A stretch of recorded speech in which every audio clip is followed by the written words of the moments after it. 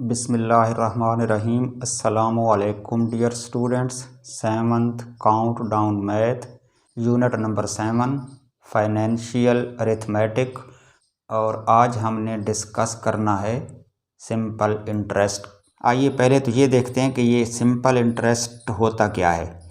A sum of money deposited in a bank for a certain period of time. कोई आदमी bank में कुछ रकम जमा करवाता है और वो मखसूस टाइम के लिए करवाता है, 1 साल 2 साल के लिए, तो earns an extra amount of money. तो बैंक उसको उस रकम के ऊपर कुछ एक्स्ट्रा रकम अदा करता है, पे करता है। तो this additional amount depends on the amount deposited and the period for which it was deposited. तो ये जो एक्स्ट्रा अमाउंट होती है इसका इन्हिसार दो बातों पर होता है। एक तो कितनी रकम बैंक में जमा करवाई गई है और दूसरी कितने टाइम के लिए जमा करवाई गई है। तो उसके हिसाब से ये कैलकुलेट की जाती है एक्स्ट्रा अमाउंट। इसी तरह एक और केस ये भी हो सकता है कि अ person may borrow some money from another person और अ बैंक। कोई आदमी किसी दूसरे आदमी से या किसी बैंक से लोन लेता है, उधार लेता है रकम को, और वो उसको फिर जब रीपे करेगा तो जाहिर है कुछ टाइम के बाद करेगा, तो उसको फिर उस ओरिजिनल अमाउंट के साथ कुछ एडिशनल रकम देना पड़ेगी। तो उस एडिशनल रकम को भी हम इंटरेस्ट कहते हैं। The word interest is used for the amount in addition to the principal which the bank pay to the depositor and the amount in additional to the principal paid by the debtor when repaying the money borrowed. तो जो लफ्ज़ interest है वो दरअसल वो additional amount है जो bank आपको पे करता है जब आप अपनी रकम बैंक में जमा करवाते हैं ओरिजिनल अमाउंट के अलावा, या अगर कोई लोन लेता है तो वो जब उसको वापस करता है तो ओरिजिनल अमाउंट के अलावा जो एक्स्ट्रा अमाउंट वो उसको पे करना पड़ती है वो इंटरेस्ट कहलाता है। अब इंटरेस्ट का जो है इन्हिसार दो चीज़ों पर है। एक तो कितनी ओरिजिनल अमाउंट है जिसको प्रिंसिपल अमाउंट बोलते हैं, और दूसरी चीज़ है टाइम, यानी कितनी टाइम ड्यूरेशन तक वो रकम जो है बैंक में जमा रही है या किसी ने लोन लिया है 1 साल के लिए 2 साल के लिए। तो एक टाइम पे डिपेंड करता है इंटरेस्ट और दूसरा है प्रिंसिपल अमाउंट पे। अब एक चीज़ होती है rate of interest. What is interest rate? The interest to be paid for a certain sum for fixed period of time such as 1 year is known as the rate of interest. Usually the rate of interest is expressed per 100 rupees for 1 year. आमतौर पर जो interest rate है वो calculate किया जाता है 100 rupees principal amount पर और 1 साल के लिए, यानी उसका जो टाइम है वो 1 ईयर होता है और प्रिंसिपल अमाउंट है वो 100 रुपीज़ ली जाती है। अ रेट ऑफ 5% पर annum means the interest is ₹5 on ₹100 for a period of 1 year. आमतौर पर जो प्रिंसिपल अमाउंट है उसको अगर हम ₹100 ले लें और जो टाइम है उसको 1 ईयर ले लें और फिर कहा जाए कि 5% इसका इंटरेस्ट रेट है, तो जो रेट है वो उसका 5% पर एनम होगा। पर एनम मीन्स 1 साल के लिए और 5% means 5 rupees at 100 principal amount. अच्छा, यहाँ पर दो टर्म्स के बारे में तो हमने पढ़ लिया है। एक P, this is stands for principal. Principal amount यानी वो अमाउंट जो उधार ली जाती है, यानी कोई आदमी किसी दूसरे पर्सन से या बैंक से जो रकम बतौर लोन लेता है वो प्रिंसिपल अमाउंट कहलाती है और उसको P से डिनोट करते हैं। या अगर कोई आदमी बैंक में जो रकम जमा करवाता है तो वो उसकी प्रिंसिपल अमाउंट होती है। T स्टैंड्स फॉर टाइम, और ये टाइम हमेशा ईयर्स में कैलकुलेट किया जाता है। 1 ईयर्स के लिए है, 2 ईयर्स के लिए है, 3 ईयर्स के लिए, यानी जितनी मुद्दत के लिए वो जो अमाउंट है वो जमा करवाई जाती है बैंक में या उधार ली जाती है प्रिंसिपल अमाउंट, तो वो उसका टाइम कहलाता है। यानी T stands for time in years. अब एक चीज़ होती है अमाउंट। अमाउंट जो है वो रकम है जब उधार लेने वाला आदमी पे बैक करेगा ये अगर आपने रकम बैंक में जमा करवाई है तो बैंक से जब आप अपनी रकम वापस लेंगे तो वो जो ओरिजिनल अमाउंट थी जिसको प्रिंसिपल अमाउंट कह रहे थे उसमें प्लस इंटरेस्ट ऐड करेगा तो जो टोटल अमाउंट बनेगी वो उसको अमाउंट कहते हैं और ए से डिनोट करते हैं। यानी ए जो अमाउंट है that is equal to principal plus interest. एक तो ये फार्मूला हो गया। अब आगे चलते हैं। ये इंटरेस्ट को फाइंड आउट करने के लिए एक फार्मूला है सिंपल इंटरेस्ट की कैलकुलेशंस के लिए, तो उस फार्मूले को समझते हैं। लेट सपोज कर लेते हैं कि जो प्रिंसिपल अमाउंट है वो है हमारे पास ₹600 और जो टाइम है वो है 7 ईयर्स और जो रेट है यानी इंटरेस्ट रेट वो है 4% पर एनम, यानी 600 रुपीज़ लोन लिया गया है 7 सालों के लिए और इंटरेस्ट रेट है 4% पर एनम, यानी 4% पर एनम मीन्स 1 साल के लिए जो रेट है वो 4% है। तो अब हम इसको कैलकुलेट करते हैं कि उसका जो इंटरेस्ट होगा वो कितना होगा और इसी से हम फार्मूला डिराइव करेंगे।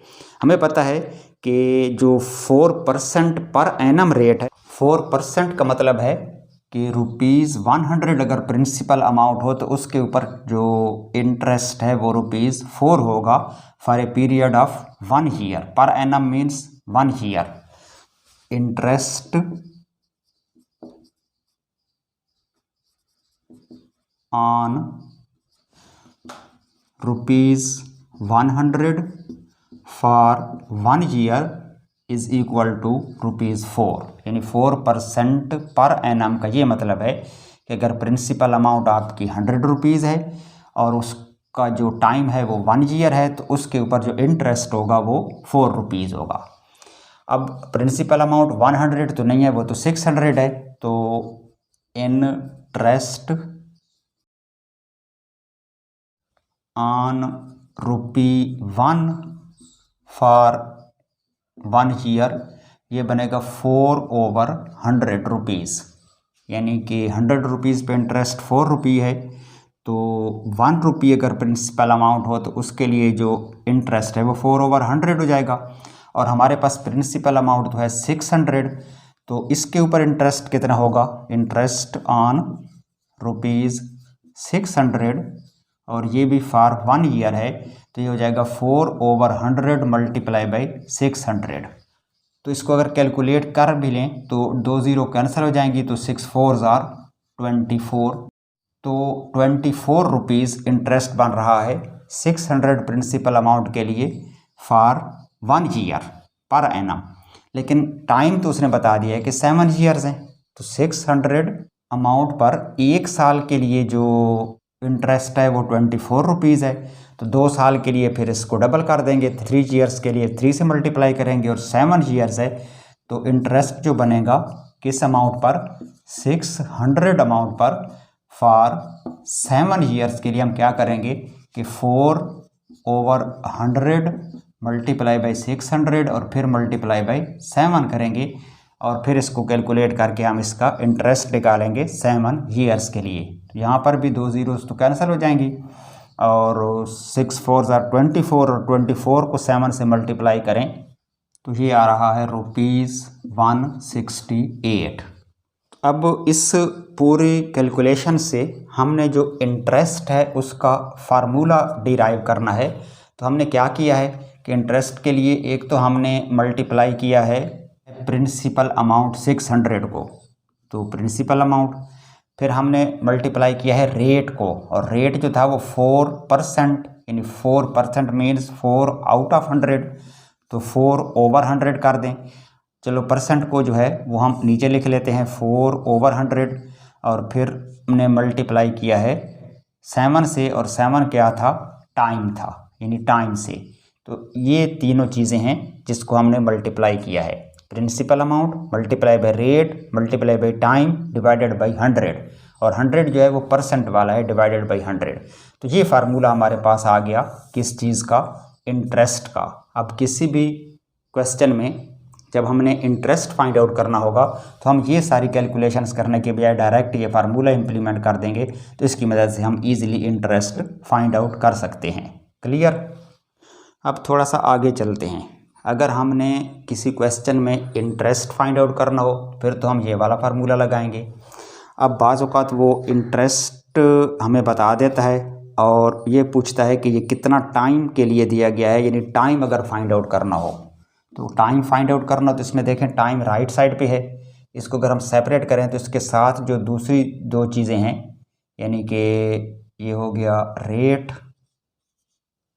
अब अगर हमने टाइम फाइंड आउट करना हो तो t will be equal to, जो t के साथ दूसरे दो चीज़ें हैं वो दूसरी तरफ चली जाएंगी, तो इक्वलिटी की दूसरी तरफ i तो ऑलरेडी मौजूद है और उसको मल्टीप्लाई करेंगे 100 से, चूँकि 100 इस तरफ डिवाइड हो रहा है, उधर जाकर वो मल्टीप्लाई होगा।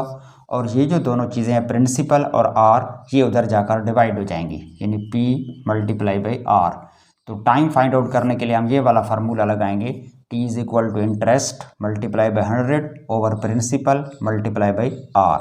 सिमिलरली अगर टाइम की बजाय प्रिंसिपल अमाउंट फाइंड आउट करने के लिए कहा जाए, यानी principal amount will be equal to, तो ये भी इसी तरह है कि इक्वलिटी के दूसरी तरफ इंटरेस्ट तो ऑलरेडी मौजूद है, उसको मल्टीप्लाई करेंगे 100 से, चूँकि 100 इस तरफ डिवाइड हो रहा है तो दूसरी तरफ जाकर वो मल्टीप्लाई होगा। और जो p के साथ दूसरे दो चीज़ें हैं r और t, ये उधर जाकर डिवाइड हो जाएंगी, यानी divided by r multiply by t। ये फार्मूला लगाकर हम प्रिंसिपल अमाउंट फाइंड आउट कर सकते हैं। और इसी तरह से अगर रेट निकालना पड़े r, तो r कैलकुलेट करने के लिए हम क्या करेंगे कि इंटरेस्ट मल्टीप्लाई बाई 100, चूँकि इंटरेस्ट सेकंड साइड पे है और 100 उस तरफ जाकर मल्टीप्लाई होगा, और r के साथ जो दूसरे दो नंबर्स हैं t और p, ये डिवाइड हो जाएंगे, यानी p मल्टीप्लाई बाई t। इस फार्मूले से हम कैलकुलेट करेंगे इंटरेस्ट रेट। क्लियर। तो ये फार्मूले जहन में रख लें, इनको इस्तेमाल करते हुए हम अगले एक्सरसाइज करेंगे 7D। एक्सरसाइज 7D का क्वेश्चन नंबर 1, इसमें वो कह रहा है fill in the blanks.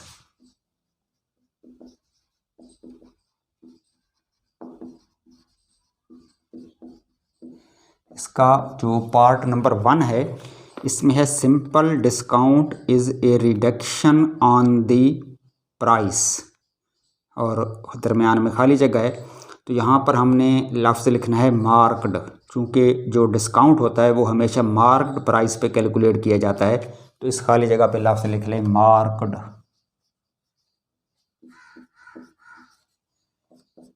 Second part है staff salaries, electricity bills and transportation are example of overhead, यानी ये वो अखराजात हैं जो ओवरहेड की कैटेगरी में आते हैं, जिनको बाद में कास्ट प्राइस में ऐड कर दिया जाता है, तो यहाँ आप लिखेंगे ओवरहेड।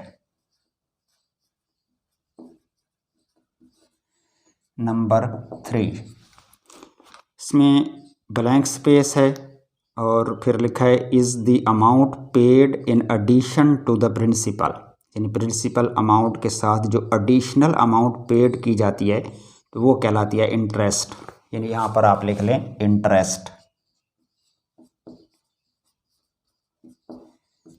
नंबर 4, उशर is a tax on the of a Muslim, मुसलमान जो एक टैक्स पे करते हैं उशर, तो वो होता है एग्रीकल्चरल एसेट्स पर, तो यहाँ आप खाली जगह पे लिखेंगे एग्रीकल्चरल एसेट।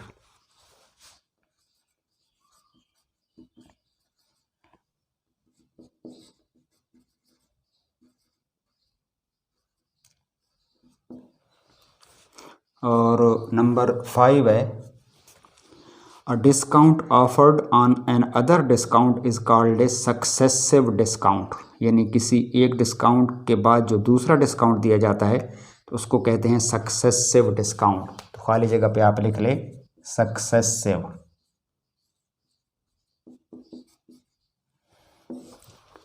उसके बाद क्वेश्चन नंबर 2 है जिसमें वो पूछ रहा है कि state whether the following are true और फॉल्स, इसमें ट्रू फॉल्स बताना है।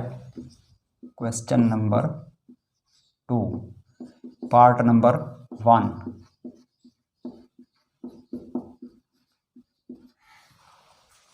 पहले पार्ट में जो स्टेटमेंट है, the marked price is the price after deducting simple discount.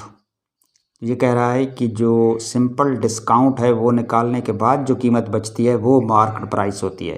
तो ये गलत है। मार्क्ड प्राइस तो वो कीमत होती है जो ऊपर किसी आइटम के ऊपर लिस्ट की होती है, लिखी होती है, और उसके ऊपर फिर जो डिस्काउंट है वो कैलकुलेट किया जाता है। तो पहला जो पार्ट है ये फॉल्स है। Number 2, if the marked price is ₹200 and the discount rate is 10%, the selling price is ₹190। यानी अगर मार्केट प्राइस 200 है और 10% डिस्काउंट है, 10% डिस्काउंट का मतलब ये है कि 100 रुपीज़ पर 10 रुपीज़ का डिस्काउंट होगा, और मार्केट प्राइस चूँकि 200 है तो 10 रुपीज़ एक 100 पे, 10 रुपीज़ दूसरे 100 पे, तो 200 पे जो डिस्काउंट है वो 20 रुपीज़ होगा, और 20 रुपीज़ 200 से माइनस करें तो बाकी जो सेलिंग प्राइस बचेगी वो 180 रुपीज़ होगी। इसने कहा है 190, तो ये फॉल्स है, यानी सेकंड पार्ट भी फॉल्स है। तीसरा जो पार्ट है इसमें वो पूछ रहा है the cost of an item is not an overhead. तो अभी हम पढ़ चुके हैं कि ओवरहेड वो अमाउंट होती है जो कास्ट प्राइस के अंदर इंक्लूड कर दी जाती है, जिस तरह के इलेक्ट्रिसिटी बिल्स हैं, स्टाफ सैलरीज़ हैं, या ट्रांसपोर्टेशन के अखराजात हैं, तो वो शामिल कर दी जाती हैं कास्ट प्राइस में। एक्चुअल जो कास्ट प्राइस है वो बताते खुद ओवरहेड नहीं है, तो इसने भी यही लिखा है the cost of an item is not an overhead. तो ये स्टेटमेंट इसकी बिल्कुल दुरुस्त है, टी कर दें। Number 4, if a woman buys a rug for ₹10,000 and sells it for ₹9,000, फिर वो कह रहा है कि हर लॉस परसेंट इज़ 10%, तो इससे उसको 10% का लॉस हुआ है। तो जाहिर है कास्ट प्राइस उसकी 10,000 है। चलो कैलकुलेट कर लेते हैं कि इस केस में जो कास्ट प्राइस है वो 10,000 है, जो सेलिंग प्राइस है वो 9,000 है, तो जो लॉस होगा वो होगा, तो ये बनेगा ₹1000। अब लॉस या प्रॉफिट जो है उसकी परसेंट हम निकालते हैं कास्ट प्राइस पे, तो इसके लॉस की जो परसेंटेज है वो हम निकालेंगे amount of loss 1000 divided by cost price 10,000 multiply by 100%। तो यहाँ पर 3 ज़ीरो इस तरफ कैंसिल हो जाएंगी, चौथी ज़ीरो इसके साथ कैंसिल हो जाएगी, तो बाकी बचेगा 10%, और उसने भी 10% ही कहा है, तो ये स्टेटमेंट भी इसकी दुरुस्त है, यानी नंबर 4 भी ट्रू है। उसके बाद है नंबर 5, और नंबर 5 में है कि ज़कात is compulsory for all Muslims. बिल्कुल दुरुस्त, तमाम मुसलमानों पर ज़कात जो है वो फ़र्ज़ है, कंपल्सरी है। ओके जी, ये तो था हमारा आज का लेसन। आज हमने सिंपल इंटरेस्ट से रिलेटेड कुछ फार्मूले पढ़े हैं और साथ एक्सरसाइज 7D के पहले 2 क्वेश्चंस कर लिए हैं। इस एक्सरसाइज के रिमेनिंग क्वेश्चंस इंशाल्लाह नेक्स्ट टाइम। अब इजाज़त दीजिए, खुदा हाफिज़।